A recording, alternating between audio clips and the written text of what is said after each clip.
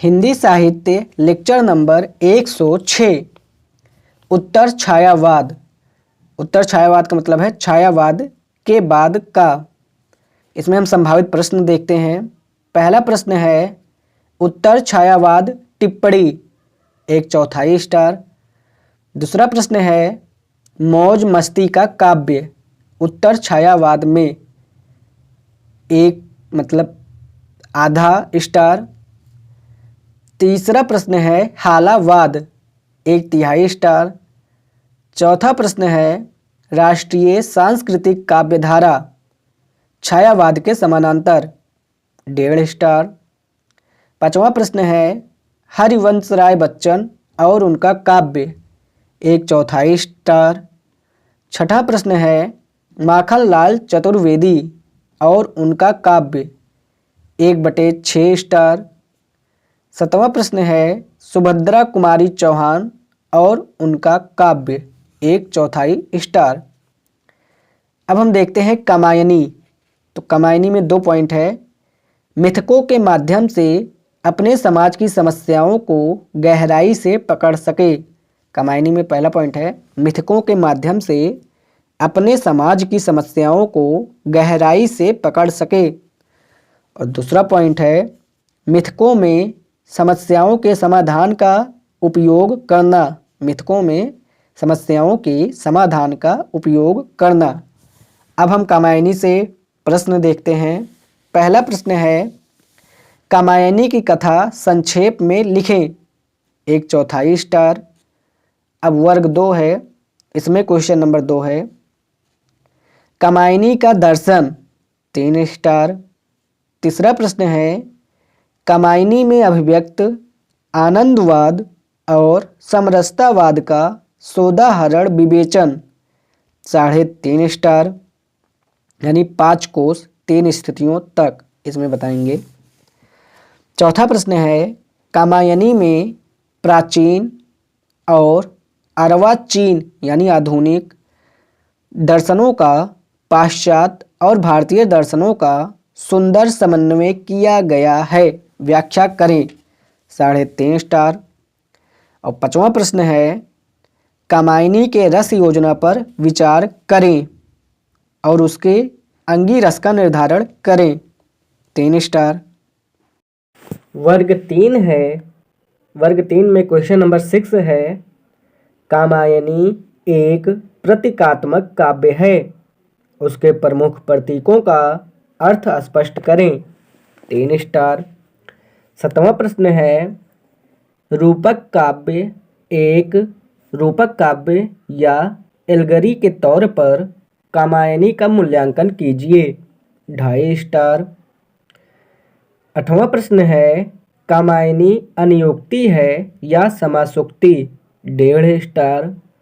नौवां प्रश्न है कामायनी में चित्रित मानव सभ्यता के विकास की विभिन्न स्थितियों और समस्याओं का विवेचन कीजिए 3 स्टार। 10वां प्रश्न है कामायनी में प्रसाद ने मानव मन एवं मानवता के विकास की कहानी प्रस्तुत की है, विचार करें 2 स्टार। 11वां प्रश्न है कामायनी में इतिहास और रूपक का सुंदर समन्वय हुआ है, कैसे 1 स्टार। 12वां प्रश्न है कामायनी में मिथक, इतिहास और कल्पना के समन्वय पर टिप्पणी। कामायनी में मिथक, इतिहास और कल्पना के समन्वय पर टिप्पणी 1 स्टार। 13वां प्रश्न है डॉक्टर नगेंद्र ने कामायनी के प्रतीकों की व्याख्या किस प्रकार की है, समझाइए 2 स्टार। 14वां प्रश्न है डॉक्टर नामवर सिंह ने कामायनी के प्रतीकों की व्याख्या किस प्रकार की है, समझाइए 2 स्टार। वर्ग 4 में 15वां प्रश्न है क्या कामायनी को महाकाव्य माना जा सकता है, यदि हाँ तो किन आधारों पर।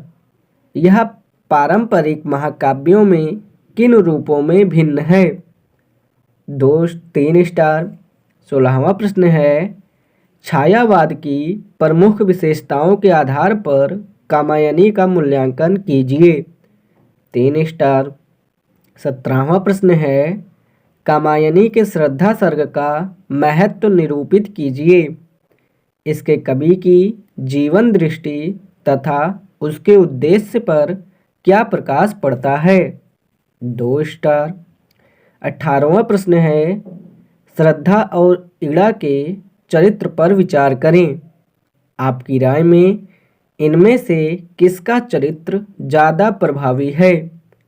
2 स्टार। 19वां प्रश्न है दिनकर ने कामायनी को दोष रहित दूषण सहित कहकर क्या कहना चाहा है। 1 स्टार। 20वां प्रश्न है कामायनी एक पुनर्विचार में मुक्तिबोधि ने कामायनी को फैंटेसी बताते हुए उसका क्या मूल्यांकन किया है, स्पष्ट कीजिए। 1 स्टार। 21वां प्रश्न है डॉक्टर नंद दुलारी वाजपेयी ने कहा है कि कामायनी का मूल ढांचा त्रासदी का है, किंतु प्रसाद ने उसे जबरन सुखांत रचना बना दिया है। इस विवाद पर आपकी क्या राय है। 1 स्टार। 22वां प्रश्न है इंद्रनाथ मदान तथा कुछ अन्य आलोचकों ने कामायनी को एक असफल कृति घोषित किया है। आपकी राय में ऐसा कहने के क्या आधार हो सकते हैं और आप इस मूल्यांकन से कहां तक सहमत हैं। 1 स्टार। 23वां प्रश्न है कामायनी के शिल्प पर विचार। 3 स्टार। 24वां प्रश्न है कामायनी की बिंब योजना। 1 स्टार।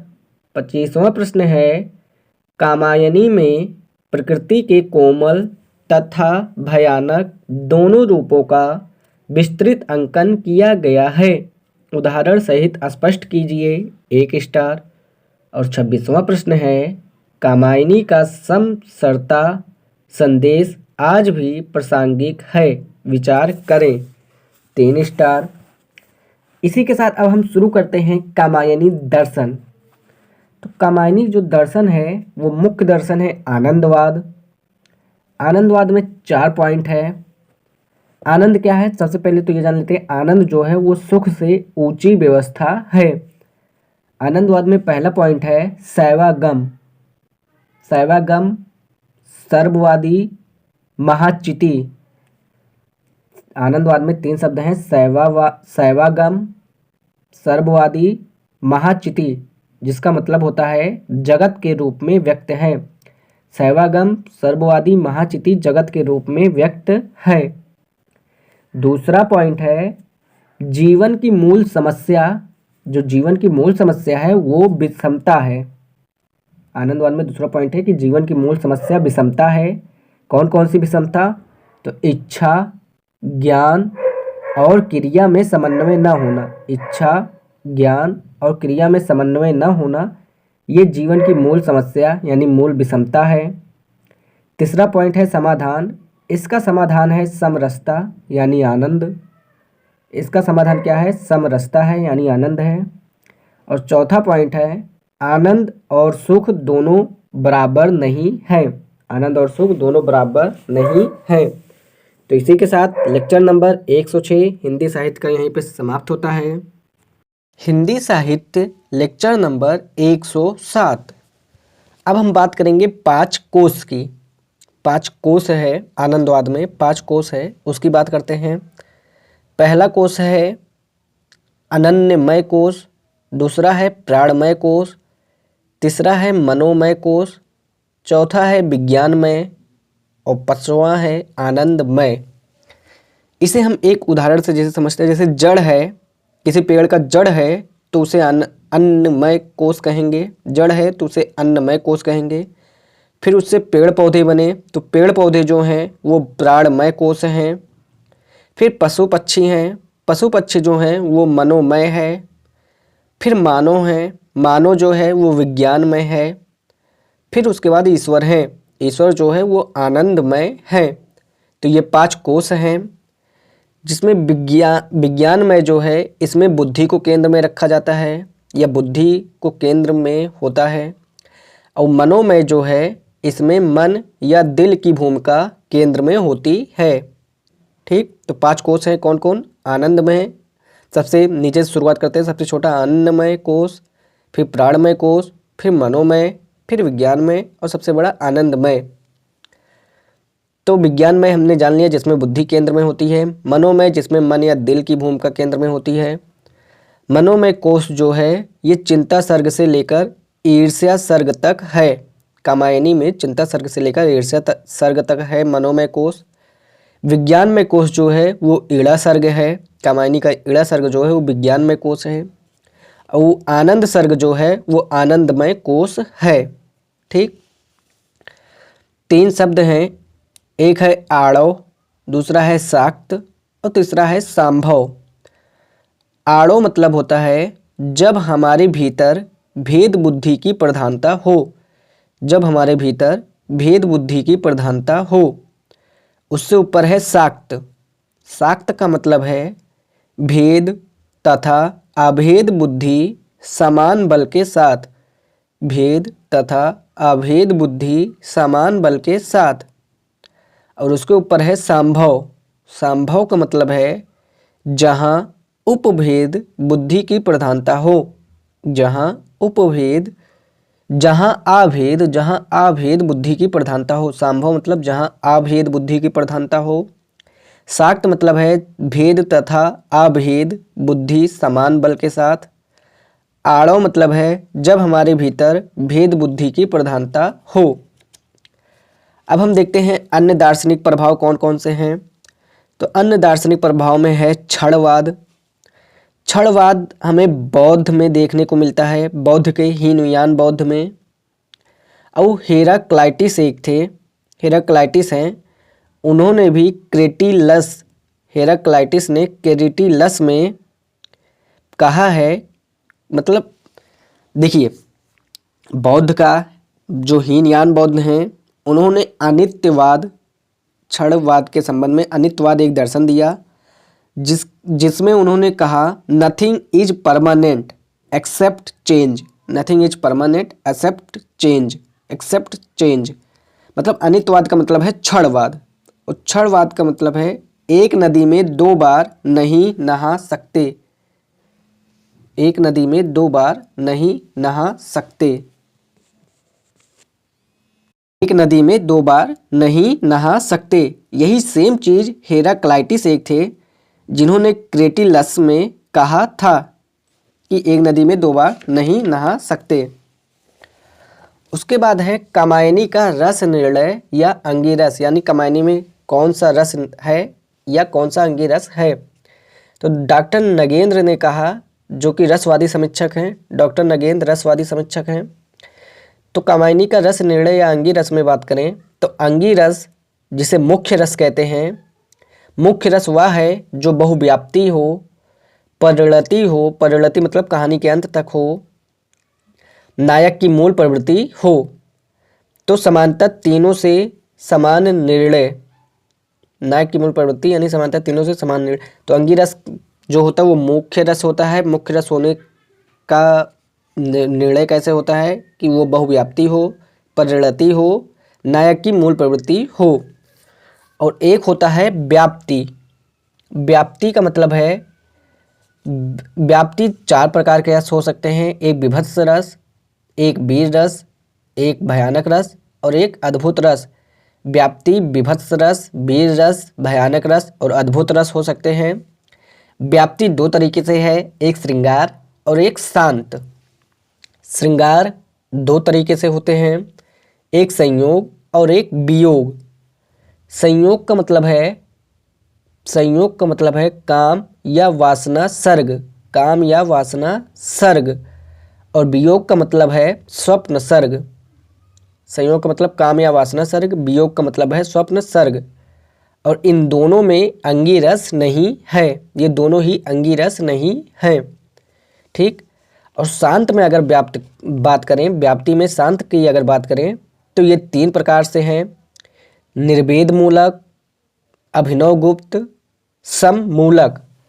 निर्वेद मूलक का मतलब है थकान, टूटन, हताशा, पराजय से मिलने वाली शांति। थकान, टूटन, हताशा, पराजय से मिलने वाली शांति। ये इसका उदाहरण है कामायनी का चिंता सर्ग और निर्वेद सर्ग। जबकि अभिनव गुप्त में 2 दर्शन हैं, एक है शैवागम दर्शन और दूसरा रसवादी आचार्य आते हैं इसमें। अभिनव गुप्त में शैवागम दर्शन है और रसवादी आचार्य आते हैं। रसवादी आचार्य का मतलब है, रसवादी आचार्य कहते हैं कि एक ही रस है और वो रस है आनंद मूलक शांत रस। रसवादी आचार्य कहते हैं कि एक ही रस है और वो है आनंद मूलक शांत रस। सममूलक जो है ये रहस्य सर्ग में है। सममूलक जो है ये रहस्य सर्ग में है। अब हम देखते हैं प्रतीक योजना या रूपक तत्व या अन्योक्ति समासोक्ति। तो रूपक तत्व की बात करें तो रूपक तत्व में अलंकार है, नाटक और रूपक बराबर होते हैं। एलगिरी रूपक तत्व में तीसरा पॉइंट है एलगिरी। एलगिरी का मतलब है प्रस्तुत कथा के समानांतर अन्य कथा का चलना। एलिगरी का मतलब है प्रस्तुत कथा के समानांतर अन्य कथा का चलना। अन्योक्ति या समासोक्ति में अगर देखें तो इसमें एक पॉइंट है प्रस्तुत कथा। प्रस्तुत कथा छोटा है, उसकी अपेक्षा अन्य कथा बड़ा है। तो यानी प्रस्तुत कथा मतलब अन्योक्ति छोटा है, उसकी अपेक्षा अन्य कथा बड़ा है। कथा छोटा है या बराबर है प्रस्तुत कथा के। ठीक है, कथा मतलब समासोक्ति बराबर है या बड़ा है, छोटा है प्रस्तुत कथा से, प्रस्तुत से। ठीक, डॉक्टर नगेंद्र कहते हैं कि मूल व्याख्या करते हैं। डॉक्टर नगेंद्र इसकी मूल व्याख्या करते हैं। वो कहते हैं कि भाव जो है वही संस्कृति है, भाव संस्कृति है। ज्ञान जो है वो दर्शन और विज्ञान है, ज्ञान दर्शन और विज्ञान जो है वो ज्ञान है। क्रिया जो है वो राज व्यवस्था अर्थव्यवस्था है। डॉक्टर नामवर सिंह ने भी अन्योक्ति या समासोक्ति के बारे में बताया। अब हम देखते हैं मिथक, इतिहास और कल्पना। मिथक, इतिहास और कल्पना कितना है। तो मिथक का मतलब होता है इतिहास। मिथक का मतलब होता है इतिहास। इसमें जैसे मिथक में है मनु, श्रद्धा, इगड़ा, ये मिथक है। अब हम देखते हैं महाकाव्यत्व। महाकाव्यत्व डॉक्टर नगेंद्र, इसमें 2 चीज़ें हैं, एक है डॉक्टर नगेंद्र और एक है कसौटिया महाकाव्यत्व का। तो डॉक्टर नगेंद्र की पुस्तक है कामायनी के अध्ययन की समस्याएं। डॉक्टर नगेंद्र की पुस्तक है कामायनी के अध्ययन की समस्याएं। महाकाव्यत्व की कसौटियां हैं। प्राचीन परंपरा की अगर बात करें कि प्राचीन परंपरा की कसौटियां क्या थी, तो जिसमें वर्णन नहीं हो। कामायनी अंतर्जीवन है, अंतर्जीवन की कहानी या अमूर्त है। प्राचीन परंपरा में है कि वर्णन नहीं है, कामायनी अंतर्जीवन की कहानी या अमूर्त है। और नई कसौटियों की बात करें महाकाव्यत्व की, तो इसमें है कि उदात्त भाव होना चाहिए, उदात्त चरित्र होना चाहिए, उदात्त कथानक होना चाहिए, उदात्त कार्य होना चाहिए और उदात्त शैली होनी चाहिए। यानी उदात्त भाव, चरित्र, कथानक, कार्य और शैली होना चाहिए। उदात्त भाव का मतलब है, उदात्त भाव का मतलब है, भाव मतलब रस और रस का मतलब है आनंद मूलक शांत रस। ठीक, तो इससे पता चलता है कि ये मतलब नई कसौटियों पर अगर हम कामायनी को देखें कि ये है कि नहीं महाकाव्यत्व, तो उदात्त भाव होना चाहिए। तो भाव मतलब रस और कामायनी में आनंद मूलक शांत रस है। ठीक, दूसरा है उदात्त चरित्र होना चाहिए। तो चरित्र में मनु और श्रद्धा है। मनु जो है वो अंत में उदात्त हो जाता है और श्रद्धा जो है वो शुरू से ही उदात्त है, यानी इस पर भी खरे उतरते हैं। तीसरा है उदात्त कथानक होना चाहिए। तो कथानक जो है ये विराट घटनाएं, भव्य विराट घटनाएं हैं, भव्य है, कसाव है कथानक में, वर्णन है। यानी कथानक जो है वो कमज़ोर है क्योंकि अमूर्तन ज़्यादा है, मनन चिंतन स्वप्न ज़्यादा है। अंतर्जीवन के कहानी के रूप में देखें तो उदात्त है। कथानक कमज़ोर है क्योंकि अमूर्तन ज़्यादा है, मनन चिंतन स्वप्न ज़्यादा है, अंतर्जीवन के कहानी के रूप में देखें तो उदात्त है। चौथा पॉइंट था उदात्त कार्य होना चाहिए। कार्य का मतलब है समरसता और समरसता का मतलब है आनंद, तो ये इस पे भी खरे उतरते हैं। और पांचवा है उदात्त शैली होनी चाहिए, तो इसमें उदात्त शैली है। तो इस प्रकार लेक्चर नंबर 107 हिंदी साहित्य का यहीं पे समाप्त होता है। हिंदी साहित्य क्लास 108। अब हम देखते हैं कामायनी महाकाव्य। तो महाकाव्य 4 प्रकार के हैं। वर्णन प्रधान महाकाव्य जिसका एग्जाम्पल है रामचंद्र का, घटना प्रधान महाकाव्य जिसका एग्जाम्पल है पृथ्वीराज, रासो, चरित्र प्रधान महाकाव्य जिसका उदाहरण है रामचरितमानस, और भाव प्रधान महाकाव्य जिसमें कामायनी आता है। तो कामायनी भाव प्रधान महाकाव्य क्यों लिखा, यानी कामायनी भाव प्रधान महाकाव्य या कामायनी क्यों लिखा, तो इसमें पहला पॉइंट है क्योंकि गद्य का विस्फोट हुआ था। गद्य का विस्फोट हुआ था। भाव जो हैं वो गीत, इसमें जो भाव हैं वो गीत है, परगीत है, लंबी कविता है, और ये भाव प्रधान महाकाव्य है। भाव प्रधान महाकाव्य में पहला पॉइंट है विषय जो है वो अंतर्जीवन या पिंड या मनोजगत का महाकाव्य है। विषय जो वो है वो अंतर्जीवन या पिंड या मनोजगत का काव्य है, मनोजगत का महाकाव्य है। दूसरा पॉइंट है वर्णन के स्थान पर चिंतन या मनन या विश्लेषण या मंथन। वर्णन के स्थान पर चिंतन या मनन या विश्लेषण या मंथन। दूसरा पॉइंट है प्रसाद को परंपरागत या बुद्धिवादी महाकाव्य के प्रति अरुचि थी। असली समस्या विषमता है, ना कि भूखमरी, अकाल, गरीबी आदि। इसका फायदा क्या है? फायदे में पहला पॉइंट है मनोविज्ञान की दुनिया में जाने से विषय का अनंत विस्तार, देश तथा काल में अनंत विस्तार, वस्तु जगत से विषय मनु जगत। इसका नुकसान क्या है? आस्वादन कठिन हो जाता है, यानी अमूर्तता या दर्शन अधिक हो जाते हैं। अब देखते हैं कामायनी एक त्रासदी के रूप में। तो कामायनी एक त्रासदी के रूप में इसके उत्तर में पहला पॉइंट है आचार्य नंद दुलारे वाजपेयी तथा डॉक्टर रमेश कुंतल मेघ का दावा है कि कामायनी का मूल ढांचा त्रासदी का है, जिसे 12वें सर्ग तक देखा जा सकता है। अंतिम 3 सर्गों में प्रसाद ने जबरन हस्तक्षेप करके कथानक की दिशा बदली है और जो रचना स्वभावतः त्रासदी होनी चाहिए थी उसे सुखांत बना दिया है। दूसरा पॉइंट है कामायनी को त्रासदी कहने वालों के तर्क निम्नलिखित हैं, जिसमें है कामायनी एक असफल कृति के गा बिंदु से लिखें। कामायनी एक असफल कृति के गा नंबर बिंदु से लिखना है, जो अभी पहले हमने देख चुका है।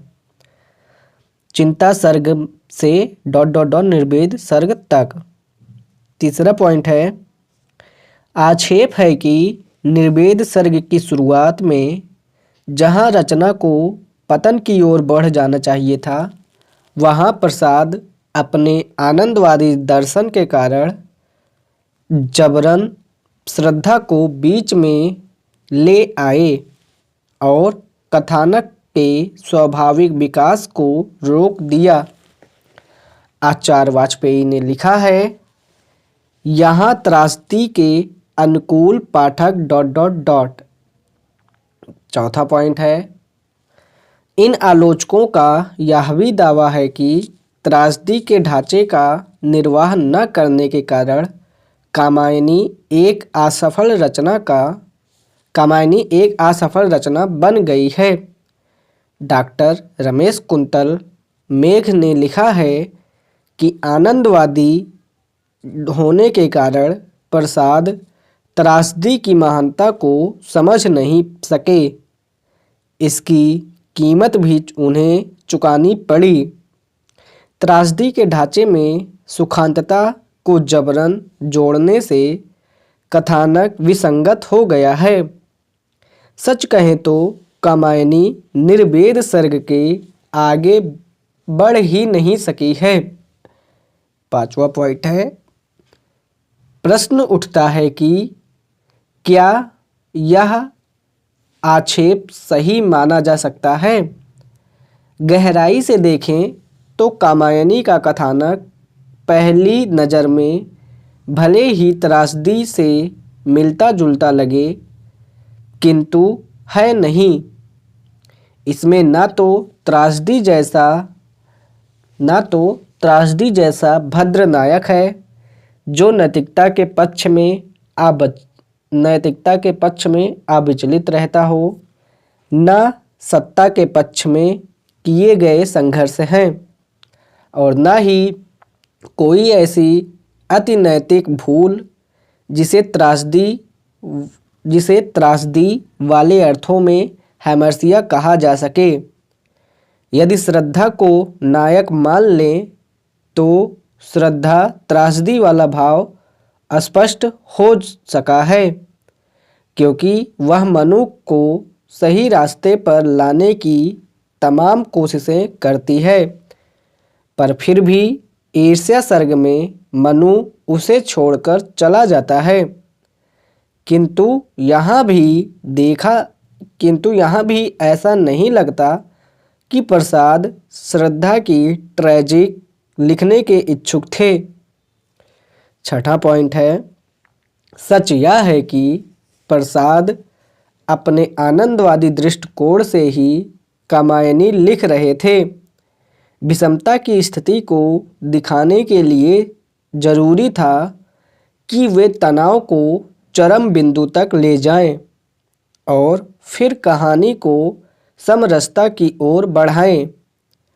प्रसाद का दौर विधाओं के संक्रमण का दौर था, जिसमें नई विधाएं पैदा हो रही थीं और पुरानी विधाएं बदल रही थीं। इसी कारण कामायनी में थोड़ी बहुत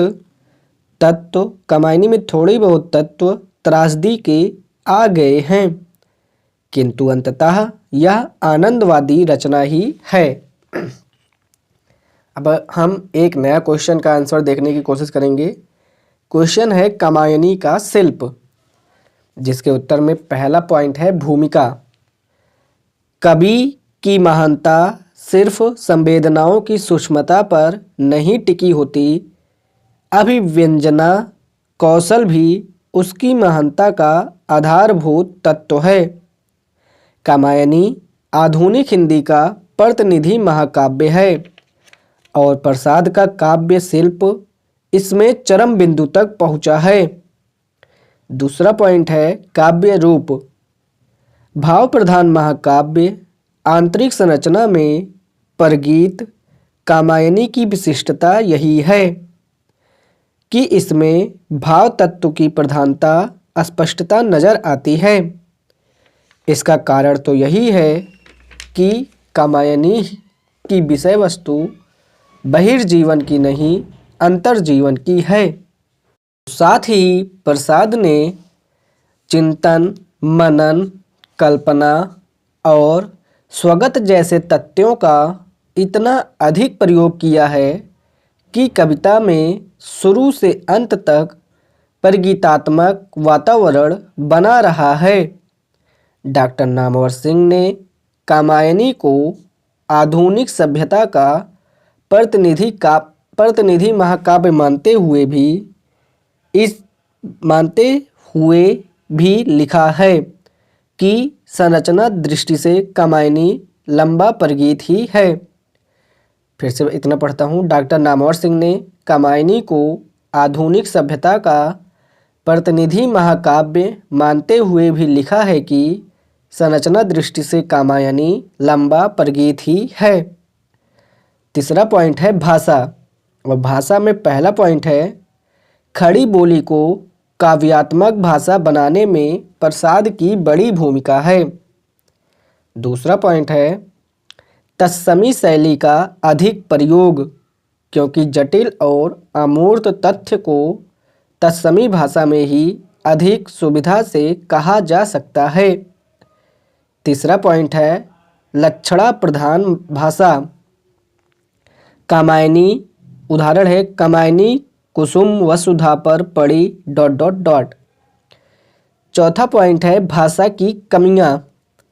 कठिन शब्दावली, दूरार्थ, अनन्वय, कठिन शब्दावली, दूरार्थ, अनन्वय, कहीं कहीं अनन्वयहीनता आदि के कारण प्रसाद की भाषा दुर्बोध है।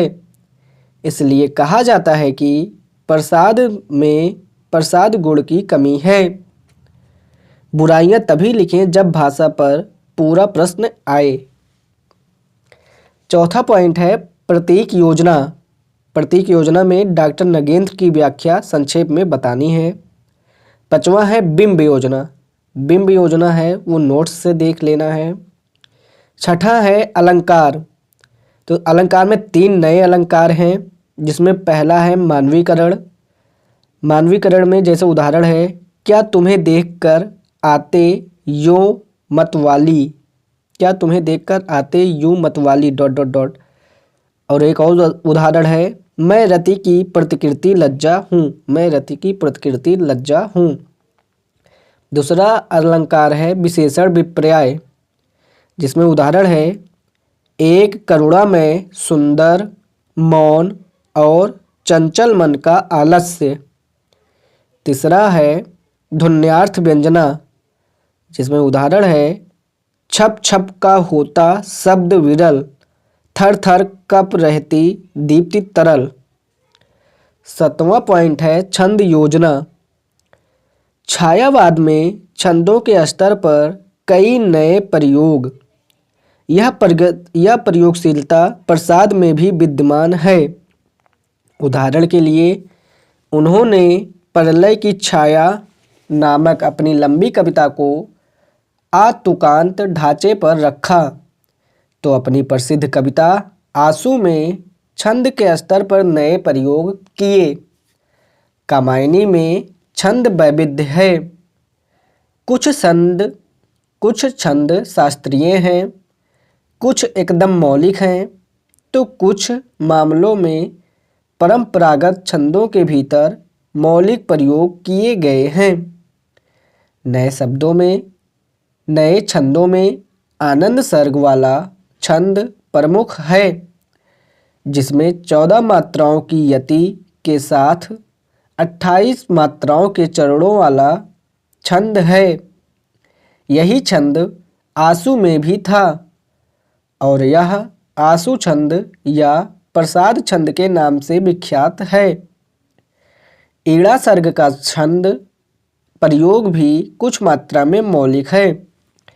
इसमें छंद की पहली और अंतिम पंक्तियां प्रहरी छंद की तरह 16 मात्राओं की हैं, किंतु शेष सभी पंक्तियों में प्रसाद ने 32 मात्राएं रखी हैं।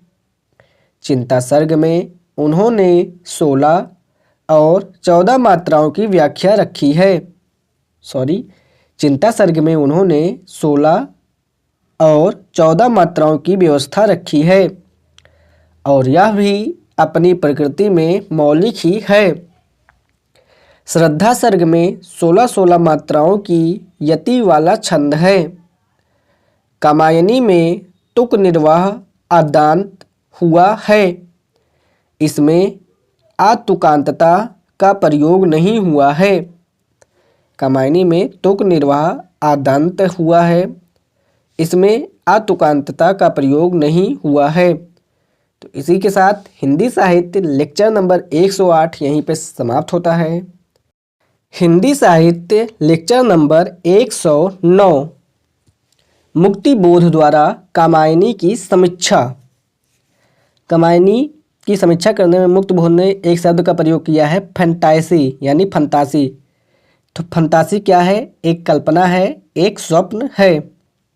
फंतासी दो तरीकों से है, एक शिल्प के स्तर पर और एक संवेदना के स्तर पर प्रयोग किया गया है।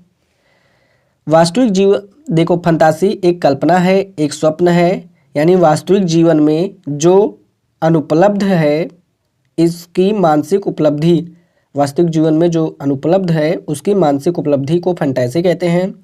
फंतासी का प्रयोग शिल्प और संवेदना के स्तर पर किया गया है, मुक्तिबोध ऐसा कहते हैं। अब देखते हैं छायावादी काव्य के रूप में कामायनी पर विचार, जिसके उत्तर में पहला पॉइंट है, कामायनी छायावाद का एकमात्र महाकाव्य है जिसकी रचना 1936 में अर्थात छायावाद के पूर्ण विकास के दौर में हुई। इसलिए स्वाभाविक है कि छायावाद की लगभग सभी काव्यगत विशेषताएं कामायनी में उपस्थित हैं। दूसरा पॉइंट है, संवेदना के स्तर पर छायावादी विशेषताएं। इसमें पहला पॉइंट है, प्रकृति के सौंदर्य पर बल। उदाहरण है, यह प्रकृति परम रमणीय ... दूसरा पॉइंट है, आध्यात्मिक व रहस्यवादी रुझान। उदाहरण है, कह रही लीला में ... तीसरा पॉइंट है, नवीन सौंदर्य चेतना, आत्मनिष्ठ तथा भावना आधारित। उदाहरण है, हृदय की अनुभूति बाह्य उदार ... चौथा पॉइंट है, नारी का श्रद्धा रूप, जिसमें उदाहरण है, वह इष्ट देव की मंदिर की पूजा सी ...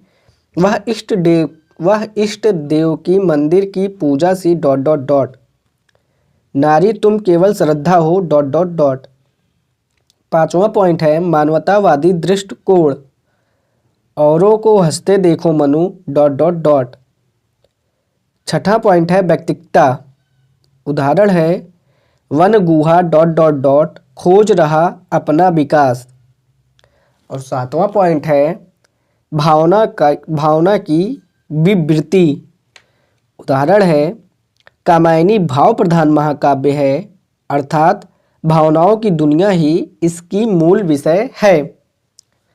अब देखते हैं तीसरा पॉइंट है, शिल्प के स्तर पर छायावादी विशेषताएं। इसमें पहला पॉइंट है, चित्र भाषा या बिंबों का प्रयोग। दूसरा पॉइंट है, प्रतीकात्मकता। तीसरा पॉइंट है, तत्समी शैली। चौथा पॉइंट है, प्रगीतात्मक प्रवृत्ति, यानी कामायनी बाहरी ढांचे में भले ही महाकाव्य हो, भीतरी संरचना में लंबा प्रगीत ही है। पांचवा पॉइंट है, लाक्षणिकता। छठा पॉइंट है, छायावाद के तीनों नए अलंकारों का प्रयोग। सातवां पॉइंट है, छंदों के स्तर पर नए प्रयोग, यानी आशु छंद इत्यादि। आठवां पॉइंट है, उपचार वक्रता, जिसमें का पॉइंट है, प्रकृति को मानव रूप में प्रस्तुत करना, यानी मत वाली कोयल ...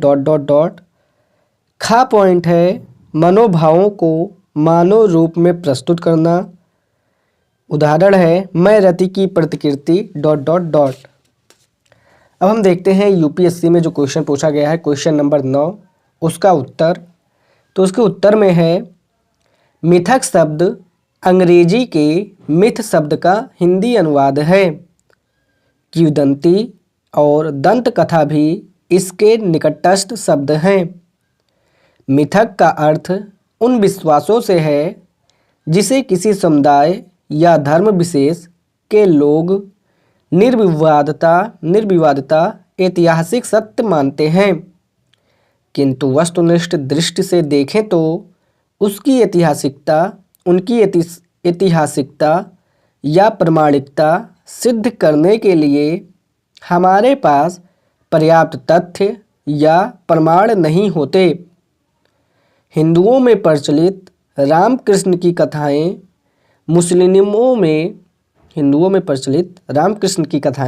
मुस्लिमों में प्रचलित हजरत इब्राहिम और इसहाक की कथा और ईसाइयों में प्रचलित ईसा मसीह और हजरत नूह की कथा मिथकों के ही उदाहरण हैं। न उन्हें पूर्णतः सिद्ध किया जाता है और न पूर्णतः खारिज। इसलिए मिथक सत्य और असत्य से भिन्न एक कोटि है। साहित्य में मिथक का प्रयोग कुछ खास उद्देश्य से किया जाता है, जिसमें का पॉइंट है, क्योंकि मिथक जनसाधारणों की विश्वासों में शामिल होता है, इसलिए मिथक के माध्यम से कही गई बात सुग्राह्य लगती है। खा पॉइंट है, मिथक के प्रयोग से वर्तमान की समस्याओं का सार्वकालीकरण किया जाता है, अर्थात इससे रचनाकार यह संदेश दे पाता है कि आज की समस्या सिर्फ आज की समस्या नहीं है, बल्कि हर देश काल में यह समस्या मौजूद रही है। गा पॉइंट है, मिथक का तीसरा लाभ यह है कि जब रचनाकार इसके माध्यम से समाधान सुझाता है तो उस समाधान की स्वीकार्यता भी अधिक होती है।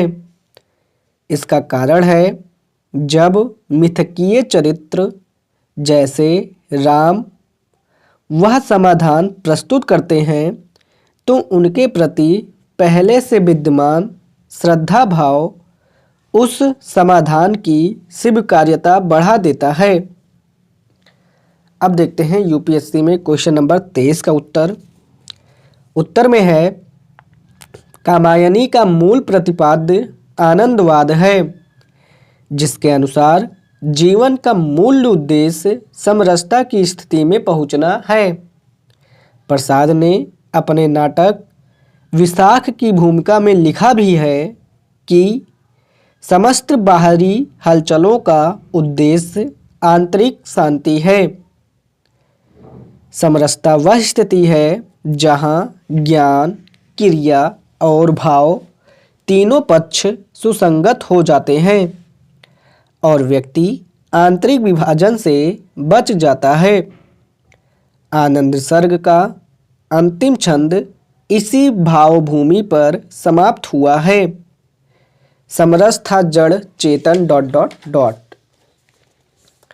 प्रसाद का समय बुद्धिवाद के उभार का समय था। पश्चिम में 18वीं और 19वीं शताब्दी में स्पिनोजा पश्चिम में 18वीं और 19वीं शताब्दी में स्पिनोजा, हीगेल और लाइबनिज बुद्धिवाद के पराकाष्ठा तक पहुंच चुके थे और वह रुझान अब भारतीय चिंतन में भी झलकने लगा था। द्विवेदी युग का अनुशासनवाद भी कहीं न कहीं बुद्धिवाद से प्रभावित था। ज्ञान विज्ञान के चरम विकास के उस दौर में बुद्धिमत्ता को ही बेहतर मनुष्य होने की कसौटी मान लिया गया था। प्रसाद स्वच्छंदतावादी मिजाज के रचनाकार हैं, इसलिए स्वाभाविक है कि उनके निगाह में भावनाओं और अनुभूतियों की प्राथमिक महत्ता है। वे जानते हैं कि बुद्धिवाद मूल्यों से अस्खलित बौद्धिकता को बढ़ाने का रास्ता है, जो अंततः विश्वास को विश्व युद्धों और परमाणु युद्धों तक ले जा सकता है। बुद्धि पर उदात्त भावनाओं का अंकुश न हो तो बुद्धि ही मानवता की सबसे बड़ी शत्रु बन सकती है। इस सर्ग में इड़ा सर्ग में यही हुआ है। बुद्धि के भरोसे विकास की यात्रा पर चलने वाला मनु इड़ा से बलात् यौन संबंध बनाना चाहता है। इड़े मुझे वह वस्तु चाहिए जो मैं चाहूं ... इसी अनियंत्रित वासना के परिणाम स्वरूप जन विद्रोह होता है और मनु अपने जीवन की सबसे विषम स्थिति में पहुंचता है। सुखों की अधिक खोज भी दुखों का कारण बनती है। यह कामायनीकार का स्पष्ट संदेश है। आनंदवादी दृष्टिकोण के अनुसार सुख और दुख दोनों विषम स्थितियां हैं और आनंद की प्राप्ति के लिए इनके द्वैत से आगे बढ़ना जरूरी है।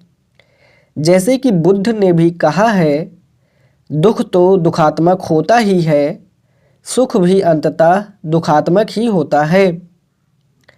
देव सभ्यता के नष्ट होने का कारण भी यही है कि उसमें सुखों की अनियंत्रित लालसा थी। सुख केवल सुख का ... सुखों की यही अनियंत्रित लालसा संघर्ष सर्ग में भी मनु के दुख का कारण बनी है। सार यह है कि जीवन का उद्देश्य समरसता या आनंद है। उस भावभूमि पर पहुँचने के लिए सुख दुख के द्वैत, सुखों की लालसाओं और दुखों के भय से मुक्ति जरूरी है। गीता की भाषा में कहें तो सुख दुख में समत्व भाव रखकर ही आनंद की स्थिति में पहुंचा जा सकता है। अब देखते हैं यूपीएससी में पूछे गए क्वेश्चन नंबर 5 के उत्तर को। क्वेश्चन नंबर 5 है कामायनी का आधुनिक बोध। इसके उत्तर में है, कामायनी के प्रतीक भले ही प्राचीन काल के हों, उसकी समस्याएं और नजरिया आधुनिक जीवन से प्रभावित है। प्रतीकों के पर्दे के वजह से उसमें आधुनिक जीवन और बोध प्रथम दृष्टया नजर न भी आए तो सूक्ष्म अवलोकन से जरूर देखा जा सकता है। विभिन्न समीक्षकों ने अपने अपने नजरिए से कामायनी में निहित आधुनिक बोध की व्याख्या की है।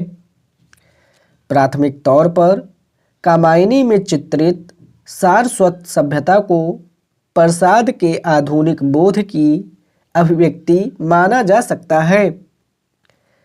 यंत्रों का विकास, प्रकृति का शोधन, आर्थिक तकनीकी विकास, लोकतंत्र का विकास, किंतु अति बुद्धिवाद के कारण वासनाओं पर अनियंत्रण, रात दिन ऐसा काम करने की बाध्यता जो मन को सुकून न देता हो। दिनकर की व्याख्या है, श्रममय कोलाहल ...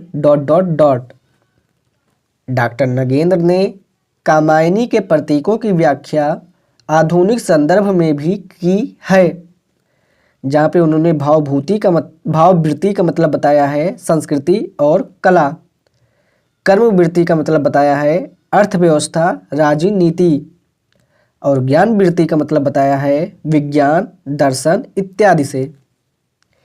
इस नज़रिए से देखें तो आधुनिक सभ्यता में समरसता तभी आएगी जब विज्ञान व दर्शन, राजनीति व अर्थव्यवस्था मूल संस्कृति से सुसंगत होंगे।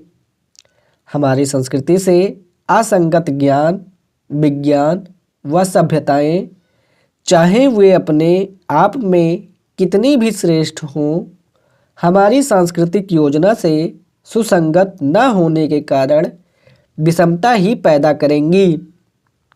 डॉक्टर नामवर सिंह ने कामायनी को आधुनिक सभ्यता का प्रतिनिधि काव्य माना है। उनका दावा है कि कामायनी के सभी प्रतीक आधुनिक जीवन का संकेत करते हैं। देव सभ्यता पतन बराबर मुगल बादशाह पतन, हिंदू राजाओं का पतन ... निष्कर्ष में लिखेंगे, कामायनी अत्यंत संभावनाशील रचना है जिसमें आधुनिक बोध भी बहुअर्थी संभावनाओं से युक्त है। अब हम देखते हैं क्वेश्चन नंबर 21, जो है अन्यतम काव्यकृति क्यों। तो इसके उत्तर में है, प्रसाद की लेखन यात्रा की शुरुआत चित्राधार और प्रेम पथिक जैसी ब्रजभाषा कविताओं से हुई और कानन कुसुम के माध्यम से उन्होंने खड़ी बोली में प्रवेश किया। करुणालय, गीति नाट्य की रचना भी उन्होंने अपनी शुरुआती काल में की। इस दौर तक की कविताएं द्विवेदी युगीन, अनुशासनबद्धता,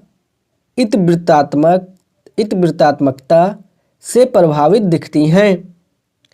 झरना उनकी पहली रचना है जिसे छायावादी तेवर का माना जाता है, जिसमें रहस्यवाद से लेकर लाक्षणिकता तक सभी छायावादी तत्व बीज रूप में विद्यमान हैं। आंसू इसी प्रवृत्ति का अगला चरण है, जिसमें असफल प्रेम की वेदना आध्यात्मिक स्पर्श से आलोकित हुई है। लहर इसमें भी अधिक परिपक्व रचना है, जिसमें आंसू की भाव तीव्रता संयमित हो गई है और व्यक्तिगता और सामाजिकता घुलनशील है। इस संकलन में शामिल प्रलय की छाया एक अनूठी लंबी कविता है, जिसका इतिहास बोध विशिष्ट है।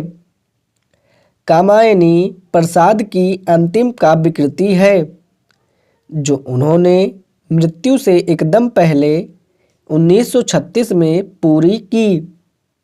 स्वाभाविक है कि चित्राधार से लहर तक की सारी यात्रा में प्रसाद ने जो कुछ भी सीखा, उस परिपक्वता का सार कामायनी में शामिल हुआ है।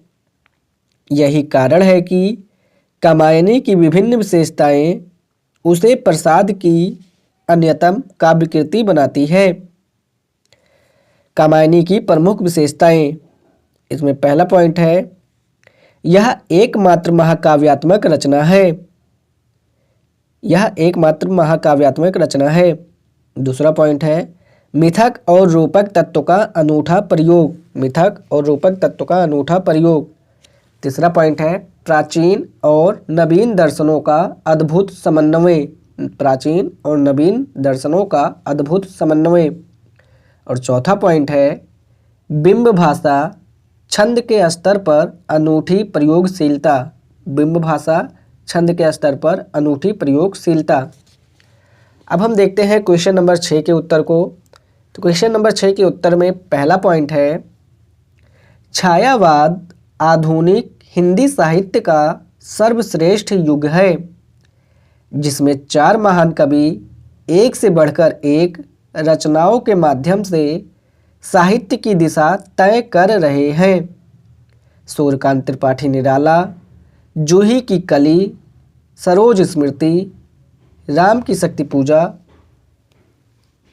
तुलसीदास, भिक्षुक और वह तोड़ती पत्थर जैसी महान कविताएं रच रहे हैं, तो सुमित्रानंदन पंत परिवर्तन, युगवाणी और ग्राम्य जैसी कविताओं में अपने युग की पहचान कर रहे हैं। महादेवी ने यामा और दीपशिखा जैसे महान गीत संकलन रचे हैं, तो सबसे वरिष्ठ कवि जयशंकर प्रसाद आंसू, झरना, लहर, प्रलय की छाया तथा कामायनी के साथ उपस्थित हैं। इतने विविध काव्य संसार में किसी एक रचना को सर्वश्रेष्ठ घोषित करना अत्यंत कठिन कार्य है, किंतु कुछ वस्तुनिष्ठ आधारों पर कामायनी में निहित श्रेष्ठता को रेखांकित किया जा सकता है। दूसरा पॉइंट है आधार में का पॉइंट है, यह छायावाद का एकमात्र महाकाव्य है। एक अर्थ में हिंदी का आखिरी महाकाव्य है और भाव प्रधान महाकाव्य होने की वजह से समस्त परंपरा में अनूठा है। शक्ति पूजा में महाकाव्यात्मक औदात्य तो है, किंतु वह महाकाव्य नहीं है।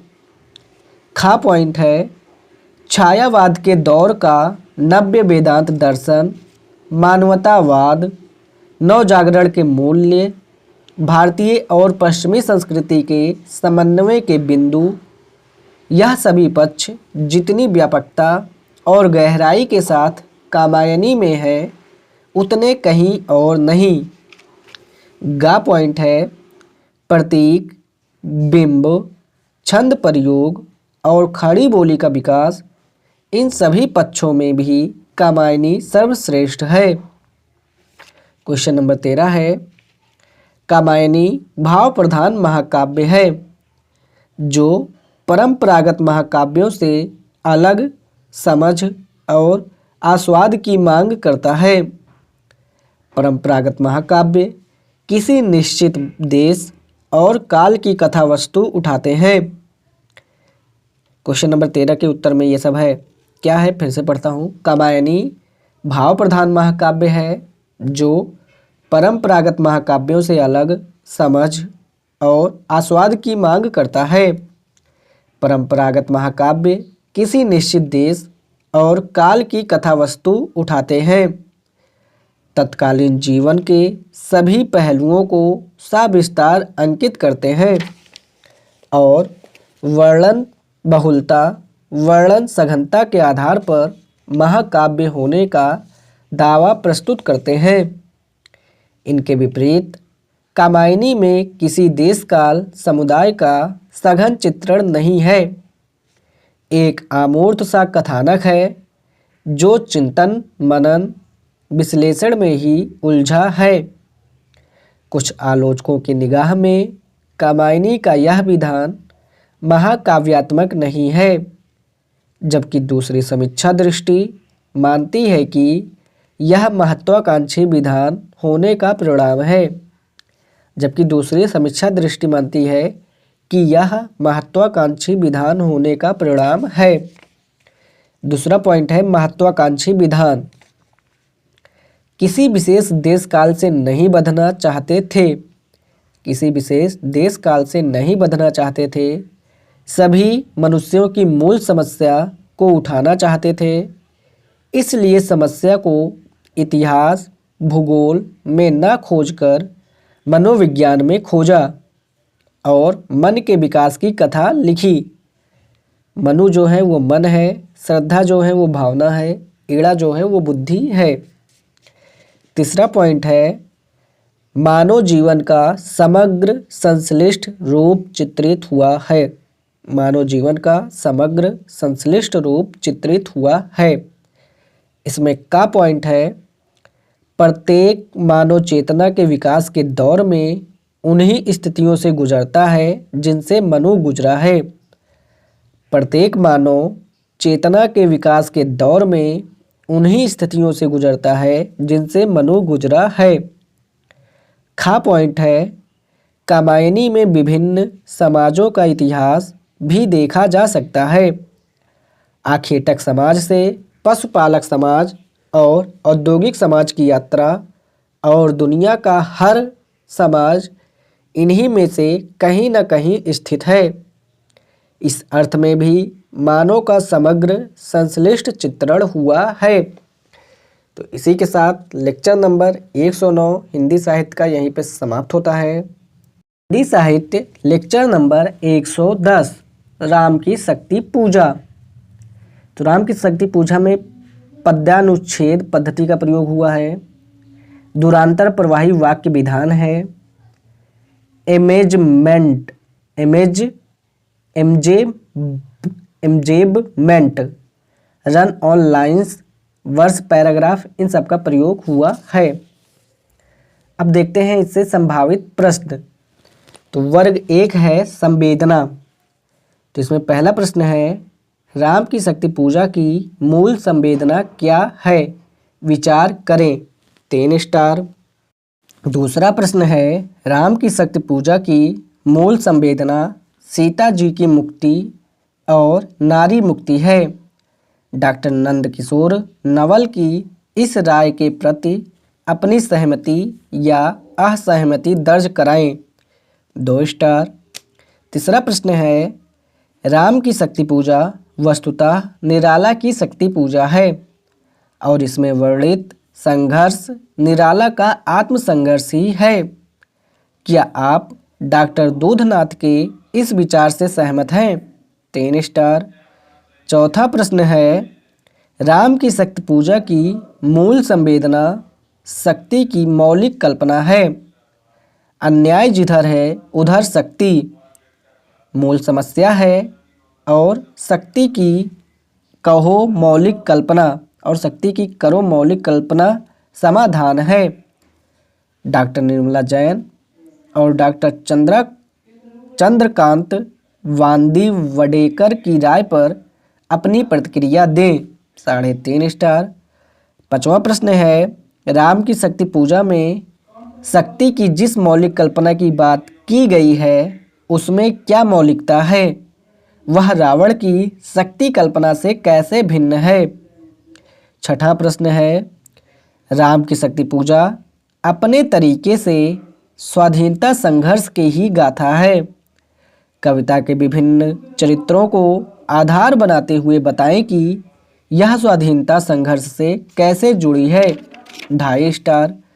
7वां प्रश्न है, राम की शक्ति पूजा धर्म और अधर्म, सत्य और असत्य, रामत्व और रावणत्व के सार्वकालिक संघर्ष की गाथा है, स्पष्ट करें।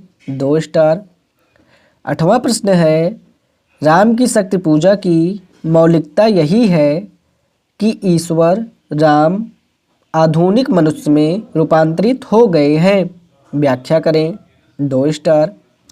9वां प्रश्न है, वह एक और मन रहा राम का जो न थका। राम की शक्ति पूजा केंद्रीय संवेदना है, विचार करें। 2 स्टार। 10वां प्रश्न है, धिक जीवन को जो पाता ही आया विरोध। पंक्ति के आधार पर राम की शक्ति पूजा की द्वंद्वात्मक संरचना पर प्रकाश डालिए। 2 स्टार। और 11वां प्रश्न है, राम की शक्ति पूजा की वस्तु संरचना पर नाती दीर्घ निबंध लिखें। 2 स्टार। अब देखते हैं वर्ग 2 शिल्प। तो इसमें 12वां प्रश्न है, राम की शक्ति पूजा महाकाव्यात्मक औदात्य यानी गरिमा से संपन्न लंबी प्रबंधात्मक कविता है, विचार करें। 2.5 स्टार। 13वां प्रश्न है, राम की शक्ति पूजा पौराणिक प्रतीकों के ढांचे में रची हुई कविता है और इसकी विशेषता यह है कि इसका हर प्रतीक कई स्तरों पर खुलता है। 2 स्टार। 14वां प्रश्न है, राम की शक्ति पूजा कविता के कलेवर में अद्भुत नाटकीय सिद्धि है। डॉक्टर निर्मला जैन के इस मत से आप कहाँ तक सहमत हैं। 2.5 स्टार। 15वां प्रश्न है, राम की शक्ति पूजा की भाषा पर विचार करें। 1 स्टार। 16वां प्रश्न है, राम की शक्ति पूजा के आधार पर निराला की चरित्र चित्रण की कला का मूल्यांकन करें। 2 स्टार। और 17वां प्रश्न है, राम की शक्ति पूजा के शिल्प पर निबंध लिखें। 3 स्टार। अब देखते हैं वर्ग 3। वर्ग 3 में अन्य प्रश्न में देखते हैं। वर्ग 3 है अन्य प्रश्न। इसमें 18वां प्रश्न है, राम की शक्ति पूजा के आधार पर निराला की भक्ति भावना का विश्लेषण करें। 1 स्टार।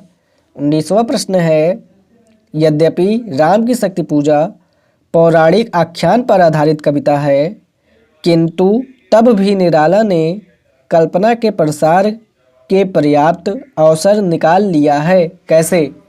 1.5 स्टार। 20वां प्रश्न है, छायावादी काव्य की विशेषताओं के संदर्भ में राम की शक्ति पूजा पर विचार कीजिए। 3 स्टार। 21वां प्रश्न है, डॉक्टर रामविलास शर्मा ने निराला की कविताओं के संकलन का नाम निराला की कविताओं के संकलन का नाम राग विराग क्यों रखा है। इससे निराला के काव्य संसार पर प्रभाव पड़ता है, विचार कीजिए। 1.5 स्टार। 22वां प्रश्न है, राम की शक्ति पूजा वर्तमान समय में भी अत्यंत प्रासंगिक रचना है, विचार करें। 3 स्टार।